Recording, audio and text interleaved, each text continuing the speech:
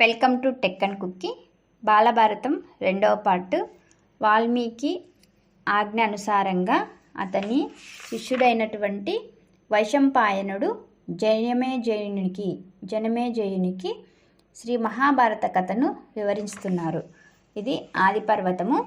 చంద్రవంశంలో దుష్యంతుడనే మహారాజు ఉండేవారు. దుష్యంతునికి శకుంతలకి ఒక కుమారుడు జన్మించారు. ఆ కుమారుని పేరు భరతుడు. భరతుడు చాలా మహావీరుడు. పసితనంలోనే సింహాలతో పోరాడి వాటిని చంపేవాడు. అతడు పరిపాలించిన దేశానికి భారతదేశం అనే శాశ్వత నామం ఏర్పడింది. భరతుని వంశంలో శంతనుడు అనేవాడు పుట్టాడు. అతడు పెద్దవాడైన తర్వాత అతని తండ్రి రాజ్యభారం అంతా కూడా అప్పగించి అడవికి పోయి తపస్సు చేసుకోసాగాడు. శంతనుడు చక్కగా రాజ్యపాలన సాగించేవారు. ఒకనాడు శంతనుడు వేట కోసం అడవికి వెళ్ళాడు. అటు నుండి గంగానది తీరాన్ని చేరుకున్నాడు. అక్కడ అలసటగా ఉండటం వల్ల ఇసుకలో కాసేపు నిద్రపోయారు. ఇంతలో అక్కడికి ఒక అందమైన అమ్మాయి రత్నాల హారాలతో ఖరీదైన బంగారు చీరతో కనిపించింది.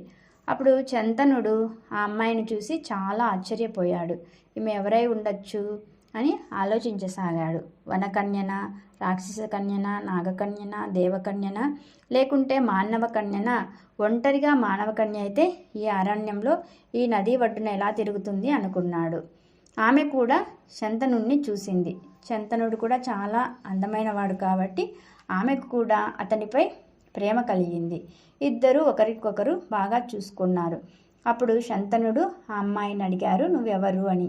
అప్పుడు ఆమె, నువ్వు నన్ను పెళ్లి చేసుకోవాలనుకుంటే నేను ఒక కండిషన్ పెడతాను, ఒక షరతు, నువ్వు దానికి ఒప్పుకోవాలి, అప్పుడే నేను నీకు భార్యనవుతాను అని అంది.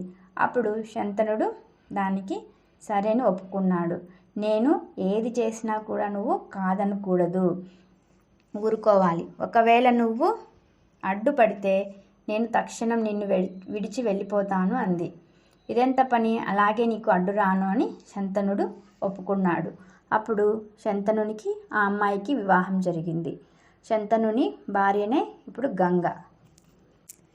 ఆ తర్వాత ఆమెకు, శంతనునికి, గంగకు 7 కొడుకులు పుట్టారు. పుట్టిన ప్రతి పిల్లవాడిని కూడా ఆమె తీసుకొని గంగలో పారవేసేది. రత్నాల్లాంటి పిల్లవాళ్ళని 7 దయాదాక్షిణ్యం లేకుండా గంగలో పారేస్తున్నా కూడా శంతనుడు ఏమీ అనలేకపోయాడు. అడ్డు వస్తే ఎక్కడ కోపగించుకొని వెళ్ళిపోతుందో అని భయపడ్డాడు. కొన్నాళ్ళ తర్వాత 8వ కొడుకు పుట్టాడు. అతన్ని కూడా గంగలో పారేయడానికి సిద్ధపడింది. అప్పుడు శంతనుడు అడ్డుకున్నాడు. అప్పుడు ఆమె, నేను ఇంకా నీ దగ్గర ఉండను, నేను వెళ్ళిపోతాను. నేను గంగను. వశిష్ఠ మహాముని శాపం వలన అష్టవసువులు మన కడుపున పుట్టారు. 7 గంగలో పారేయడం వల్ల వాళ్ళకి ముక్తి కలిగింది. ఈ 8వ వాడు దేవవ్రతుడు. ఈయన భూలోకంలో దీర్ఘాయుష్మంతుడై ఉంటాడు అని చెప్పి గంగ అతన్ని వదిలి వెళ్ళిపోయింది. శంతనుని దగ్గర దేవవ్రతుడు పెద్దవాడై అన్ని విద్యలు నేర్చుకున్నారు. వశిష్ఠ, బృహస్పతి, పరశురామునితో సహా వాళ్ళకి సమానమైన విద్యలన్నీ కూడా నేర్చుకున్నాడు. దేవవ్రతుణ్ణి శంతనుడు యువరాజుగా చేశాడు. సమర్థుడైన దేవవ్రతుడు తండ్రికి చేదోడు వాదోడుగా రాజ్యకార్యాలు నిర్వహించుచున్నాడు. శంతనునికి కొంత విశ్రాంతి లభించింది. ఒకనాడు శంతనుడు అడవికి వెళ్ళాడు. వేట కోసం అడవికి వెళ్ళాడు. తర్వాత అక్కడ యమునా ఒడ్డున అతడు ఒక వాసనని గమనించాడు. అది మంచి పరిమళంతో వస్తున్న వాసన. అది ఎక్కడి నుండి వస్తుందా అని చూశాడు. అక్కడ పడవ నడుపుతున్న ఒక అందమైన బోయవాళ్ళ పిల్ల కనిపించింది. అప్పుడు ఆయన అనుకున్నాడు, ఓహో, బోయవాళ్ళల్లో కూడా ఇంత అందమైన అమ్మాయిలు ఉంటారా అనుకున్నాడు శంతనుడు. దగ్గరగా వెళ్ళి, నువ్వు ఎవ్వరు, నీ పేరేంటి అని అడిగాడు. అప్పుడు ఆమె, నా పేరు సత్యవతి, నేను దాశరాజు కూతురును అన్నది. శంతనునికి సత్యవతిని పెళ్లి చేసుకోవాలని అనిపించింది. వెంటనే ఆయన దాశరాజు వాళ్ళ ఇంటికి వెళ్ళాడు. దాశరాజుకు శంతన మహారాజును చూడగానే చాలా ఆశ్చర్యం వేసింది. ఎన్నడూ అటువైపు రాని మహారాజు అనుకోకుండా తన ఇంటికి రావడం చూసి ఆయనకు గొప్పగా సత్కరించాడు. శంతనుడు దాశరాజును ఉద్దేశించి, నీ కూతురు సత్యవతిని నేను వివాహం చేసుకోవాలని నిర్ణయించుకున్నాను అని చెప్పాడు. అప్పుడు దాశరాజు అందుకు సంతసించి, మహారాజులైన మీరు మాపై గల ఆధారంతో మా అమ్మాయిని వివాహం ఆడాలనుకుంటున్నారు. దానికి నేను చాలా సంతోషిస్తాను, ధన్యుణ్ణి. కాకపోతే నేను ఒక షరతు పెడుతున్నాను. సత్యవతిని, నా కూతుర్ని మీరు పెళ్లి చేసుకుంటే మీకు పుట్టే కొడుకు అంటే సత్యవతికి జన్మించేటువంటి కొడుకే రాజు కావాలి అని చెప్పాడు. అప్పుడు శంతనునికి చాలా బాధ కలిగింది. బాధతో ఇంటికి వెళ్ళాడు. విచారంగా కూర్చున్నాడు. అప్పుడు అతని కొడుకు, ఎందుకు తండ్రి గారు మీరు చింతిస్తున్నారు అని అడిగాడు. అప్పుడు శంతనుడు తన కుమారుని మాటలకు సంతసించి, నాయనా, నీకు నాపై గల పితృప్రేమ చాలా గొప్పది. నా విచారానికి కారణం ఏమంటే నేను సత్యవతి అనే ఒక ఆమెను పెళ్లి చేసుకోవాలని అనుకుంటున్నాను. కాకపోతే వాళ్ళ తండ్రి ఒక షరతు విధించారు. నా తర్వాత సత్యవతి కుమారుడే ఈ రాజ్యానికి మహారాజు కావాలని వాళ్ళు షరతు విధించారు అని చెప్పాడు.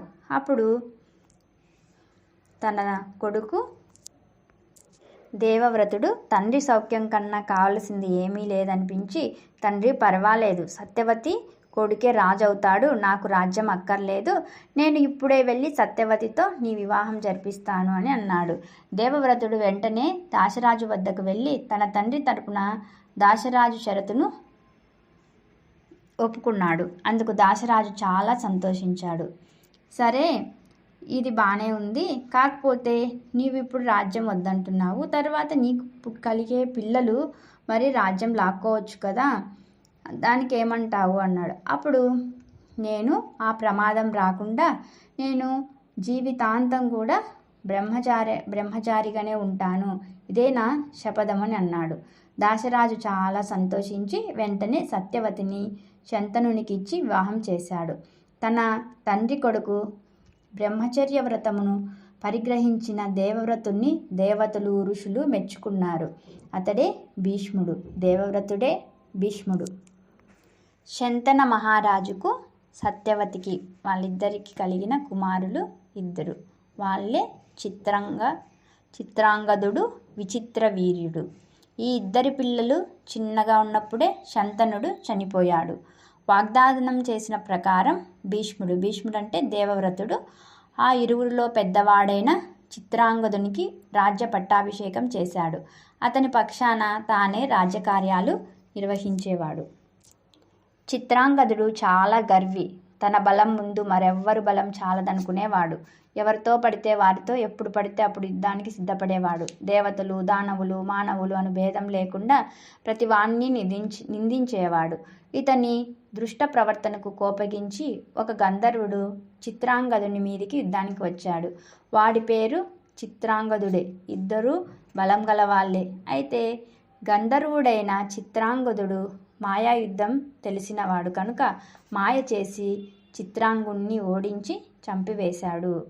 చిత్రాంగుడు చనిపోగానే అతని తమ్ముడైన విచిత్రవీర్యునికి భీష్ముడు పట్టాభిషేకం చేశాడు. కాశీరాజు కూతుళ్ళైన అంబిక, అంబాలికలను విచిత్రవీర్యునికిచ్చి వివాహం చేశాడు. అయితే విచిత్రవీర్యుడు భోగాలాసుడై, కామపరుసుడై రాజ్యకార్యాలను విడిచి అందమైన తన భార్యలతో రేయింబవలు క్రీడిస్తూ క్షయవ్యాధి పాలై క్షీణించి చనిపోయాడు.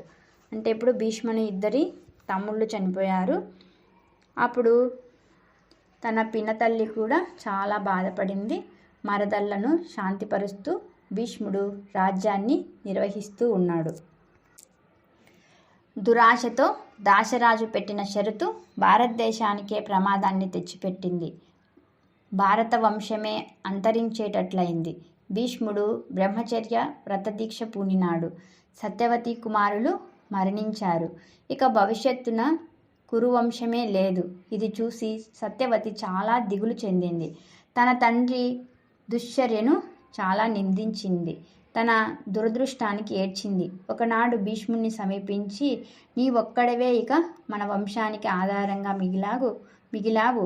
నీవు వివాహం చేసుకోకుండా బ్రహ్మచారిగా ఉంటే నీతో మన వంశం అంతమైపోతుంది. కనుక మన వంశక్షేమం కోసం, పితృపితామహుల ముక్తి కోసం, దేశం కోసం నీవు గడిచిన దానిని మరచి వివాహం చేసుకో, సంతానాన్ని పొంది మన వంశాన్ని ఉద్ధరించు అని మొరపెట్టుకుంది. ఆ మాటలకు భీష్ముడు మెచ్చుకున్నాడు. తల్లి, వంశక్షయం అయిపోయినా సరే కానీ నేను నా మాట తప్పను. జీవితాంతం వివాహమాడనని శపథం చేసిన నేను ఇప్పుడు ఎలా పెళ్ళి ఆడను?